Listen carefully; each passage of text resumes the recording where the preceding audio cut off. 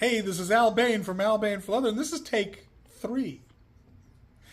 Anyway, I'm hanging out here with my friend Vern and Galore, and we are talking about the Cobra Class 26 sewing machine and the lubricating procedures for the lower arm, specifically the feed dog system and coincidentally the hook assembly.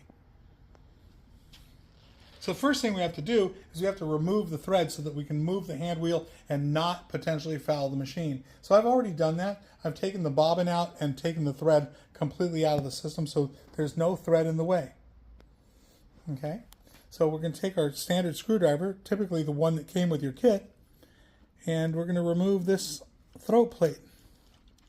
One thing you have to understand when you remove this throat plate is that there's a little notch underneath this section of the throat plate, and there's a little tab on the bobbin case, and they have to meet up when you put them back together. So we'll talk about that right when we get it off, and I can show you a close-up. A lot of mechanics use industrial screw guns and stuff to take this apart. I choose to use tools that come standard in your normal kit so that you can do it with the tools that you've been provided when you bought your machine. I have screw guns, but I choose to operate doing these videos so that I'm using tools that are easy for you to use and available in most homes. Now that we've removed these two screws, I'm just going to set them aside, and now the throat plate, to remove it, we want to lift it up a little and tip the bottom away and take it off the system. And remember we talked about the little notch?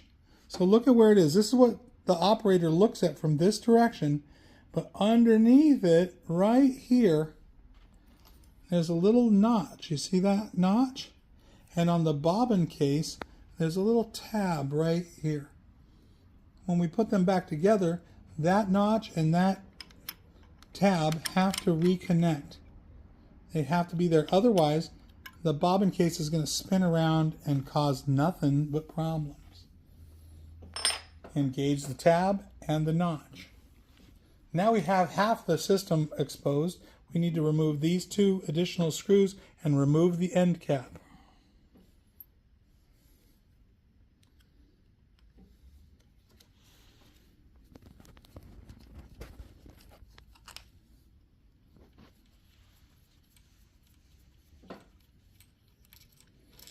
The lower end cap screws are longer than the feed dog screws. So if you accidentally switch them, they won't reach or they won't tighten up. The long screws won't tighten up on the feed dog cover because they'll be too long.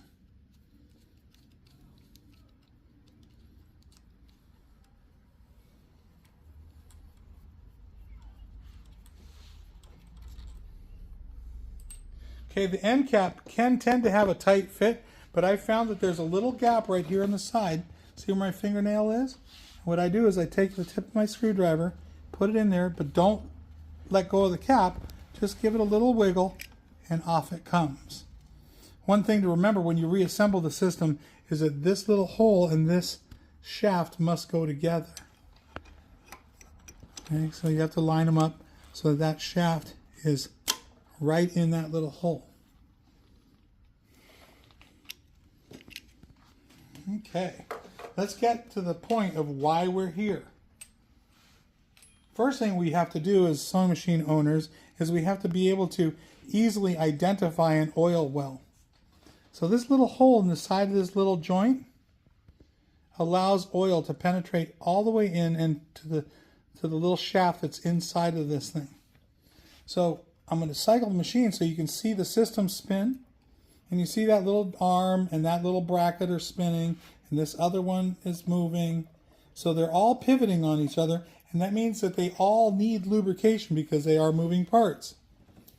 So that little hole allows oil to get inside.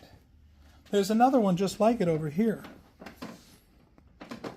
Okay, so get your eye used to identifying them so that you can easily take care of your machine. There's a little hole here on the end, and that allows oil to go down the little shaft and get inside into a deeper compartment. Okay, now the hook assembly, or specifically the basket, the bobbin case, has a little race that the hook spins around, so that's right here. So let's put a little dob of oil right there first. So not overdoing it, but just a teeny little drop. Boom. And what happens when the hook is spinning around there, it's spreading that oil all around the inside of that bobbin case assembly. So here's that first little through hole we were talking about. So again, we're going to put a teeny little drop there, and it's almost impossible to avoid that drop spilling. So I tend to carry a paper towel and clean up right away so that we don't have oil eternally dripping out of the machine. Okay, so here's that little end port.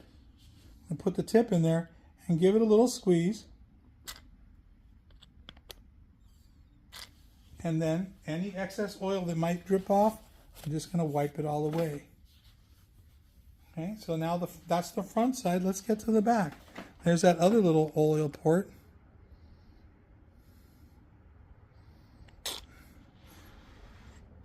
And now this little hinge right here. Okay, so there's oil going everywhere. Oh no, let's clean up. Okay, now there's the tricky ones. Let's cycle the machine so we can see what is really moving. So there's another bracket right here. See right here? This is moving back and forth. It's not a lot of movement, but we want to leave a little oil there. So here we go. A tiny little drop. Okay, and then wipe up the excess. Okay. Now, there's a little race here. You see the shaft spinning? And it's helping guide the feed dog moving forward and back. Okay, so a tiny little drop right in there. Again, we want to clean up all of our excess lube. And then at that point, basically, we're done. So up here in the top of the machine, there's a little hole marked in red. So we want to put a little drop there. Okay, and it's going to ultimately moisturize this wick that's coming out of the side right here, and it goes, gravity's a fun thing. It's going to go down here and underneath to the little shaft there. So I'm going to put a drop of oil there, but at the same time I'm going to make sure that that wick has got a good amount of oil on it, so it doesn't have to migrate as far to get there. Okay, so putting the machine back together is just doing it all in reverse order. So here's our bottom cap. Line it up over that pin. Little gentle push, and then all these little figures on the edge would have to line up. There that is. Remember, we said the longer screws go on the bottom. Okay, the complicated part is that there's a long way between this surface and the screw surface, so if you put the screw in crooked, it'll never make it. So you kind of have to get lined right up, and you finally feel it, and then get it started. So the first time I did that, I was like, what the heck is going on here? I can't get the screw in the hole, it's not tightening up. But now I realize that there's a long space, so once I feel it bottom out, I can start tightening. Okay.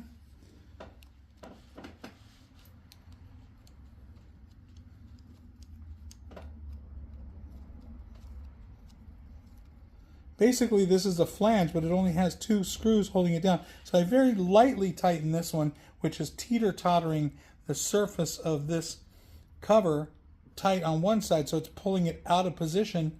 So now I'm going to tighten the other one so it lines it back up.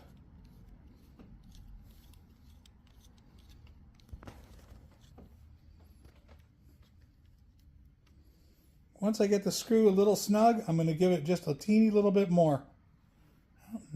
Apparently that was it. Just a little more, and then back over here and finally set this one. So we've settled the cap in level. We didn't tighten one side and then hope to force the other side in. We've creeped it in little bit, and now it's sitting flush against the arm of the machine. Now let's talk about the cover for the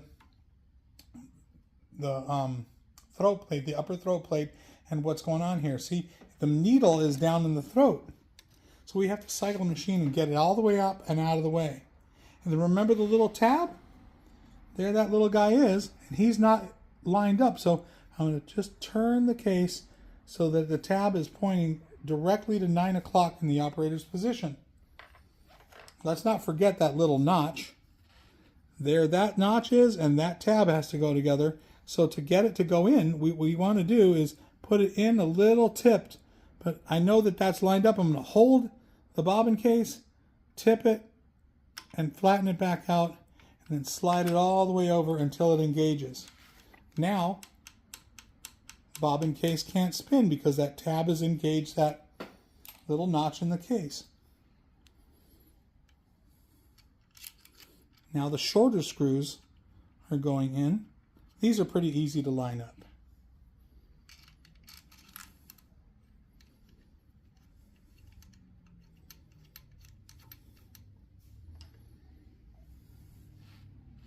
Same thing here. I'm going to tighten this up like a 2-screw flange. See how it all moves around? We want to settle it all in slowly. So get the screw where it's just barely making contact. Move over to the other side.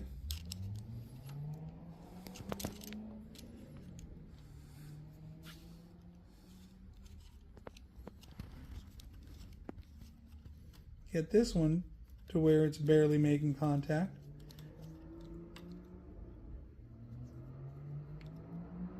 Now come back to the first one and put a little pressure on it. Go back to the other side, put a little pressure on it. Now we're going to finish it off with our snug fit. Again, what we've done is we've taken that flange, and instead of tightening one side and getting it all teeter-tottered, what we're doing is we're creeping it down. Back, front, and leveled it so that it's nice and flat and there's no binding of any metal parts. Okay, earlier, do you remember that little clinky clanky noise where we said gravity's fun? That was our case cover sliding and falling off. So we're just going to put that back on. Now the machine is completely reassembled. Our next procedure is going to be all about threading the machine, but this video isn't talking about threading. We have other videos in the series that do focus it in detail on the threading. So this is your friend, Al Bain for Leather, signing off. And we only ask that you help us do one thing. Please pay it forward.